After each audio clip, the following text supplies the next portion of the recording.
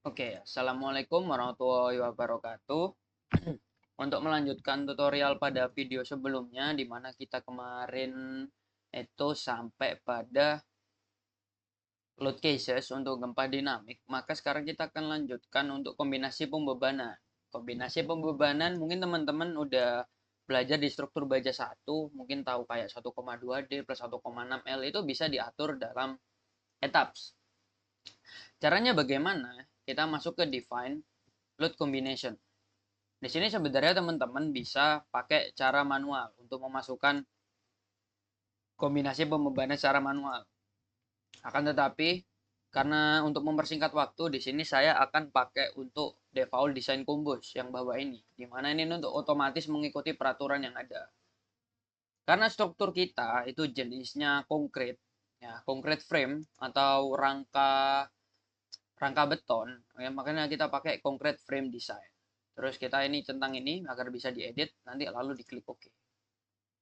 Nah, ini tuh apa sih, Mas? Nah, ini tuh ada ketentuannya di sini. Contohnya UD kon 1. Berarti ini nanti 1,4 SDL plus 1,4 DET. Terus di bawahnya ini ada ini 1,6 L plus 1,2 D. Jadi ini sama sesuai SNI ya, adik-adik. Oke. Setelah selesai kita klik OK aja. Setelah itu kita akan masuk ke kontrol simpangan, bab 5 kontrol simpangan. Ini akan mencapai di tahap terakhir. Tapi sebelum kita masuk ke kontrol simpangan, kita akan melakukan penskalaan gaya gempa dulu. Jadi gunanya untuk apa? Untuk menyamakan gaya gempa antara statik dan dinamik itu ada di pasal 1726. Tapi aku lupa pasal berapa. Itu nanti dijelaskan di kontrol simpangannya bahwa harus sekian-sekian. Nah, sebelum masuk ke situ, teman-teman bisa download Excel-nya dulu, dibuka, kita masuk ke sheet penskalaan gaya gempa dulu, penskalaan gempa. Udah dibuka seperti ini, ada tampilan seperti ini. Nah, teman-teman bisa kembali ke etapnya dulu, bisa dilakukan run analysis. Nah, di sini teman-teman bisa save aja. Di sini akan aku taruh di sini aja, di sini tes gitu ya. Nah, di sini kita running dulu. Nah, di kondisi running ini, teman-teman bisa lihat bahwa di sini tuh ada hasil kayak kalau misal dibebani itu seperti ini, kurang lebih ya teman-teman. Ini namanya displacement. Tapi ini kita kesampingkan dulu, nanti akan ada tutorial tersendiri, apa itu displacement dan segala macamnya. Sini kita langsung masuk ke penskalaan gaya gempa dulu. Caranya gimana? Caranya kita langsung ke run analysis dulu. Setelah di run analysis tadi, kita langsung ke control T atau show table ya teman-teman. Teman-teman mungkin bisa diklik di mana ya? File. Ini teman-teman bisa klik di menu tabel ini atau teman-teman bisa di CTRL plus T. Sesuai ketentuannya di sini, CTRL T. Terus kita masuk ke menu analisis, kita ke result, lalu masuk ke reaction, lalu kita ke base reaction. Jadi ini dicentang. Nah, base reactionnya dicentang, lalu diklik OK. Nah, di sini saya pindah aja untuk tabelnya biar teman-teman nggak bingung. Nah, di sini ada live SDL Dead Quake 1 sampai RX gempa. Nah, di sini teman-teman ikutin apa yang ada di Excel di sebelah sininya. Teman-teman ikuti apa berarti Dead, Live Super Dead, Quake X, dan Quake Y. Teman-teman copy aja dari angka FX sini sampai Z. Ya, teman-teman. Nah, di sini kan ada live SDL dan segala macamnya. Jadi teman-teman copy aja dari sini sampai RY ini ya. Nah, sampai sini. Oke. Meskipun ini nanti tidak berurutan, tidak masalah. Yang penting nanti setelah Quake X 3 kali dan ada RX. Oke.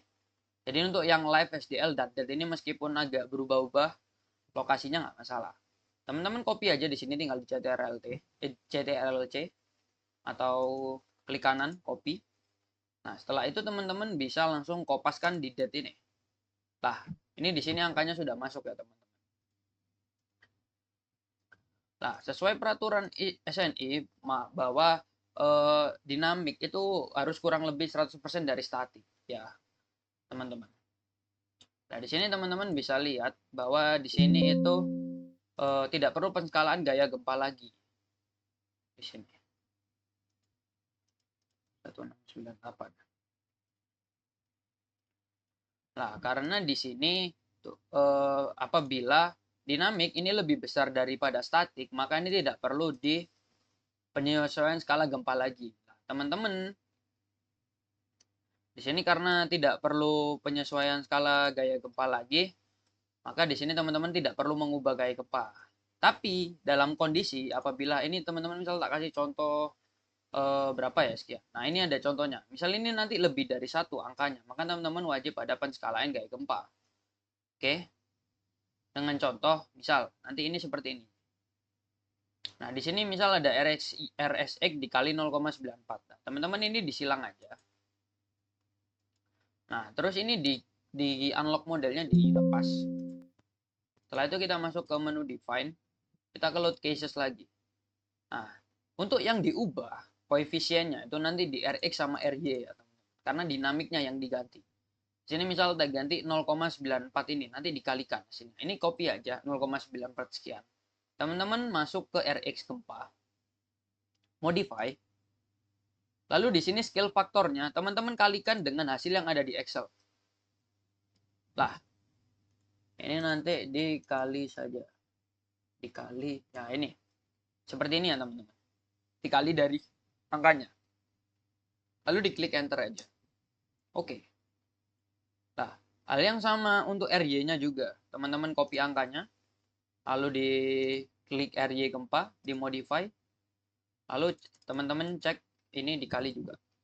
Lalu di enter. Nah, di sini sudah sesuai penskalaannya. Teman-teman tinggal klik OK. Lalu di OK lagi. Teman-teman bisa running lagi. Nah, running. Teman-teman masuk pada Ctrl T. Hide atau choose table. Masuk ke base reaction lagi. Nah, di sini pasti angkanya akan berubah. Teman-teman bisa copy lagi angkanya sampai RY ini tadi. Tapi teman-teman masukkan di tabel kedua yang bawah, yang after, tabel after. Teman-teman tinggal paste. Nah, di sini teman-teman berarti udah 0,19 sekian.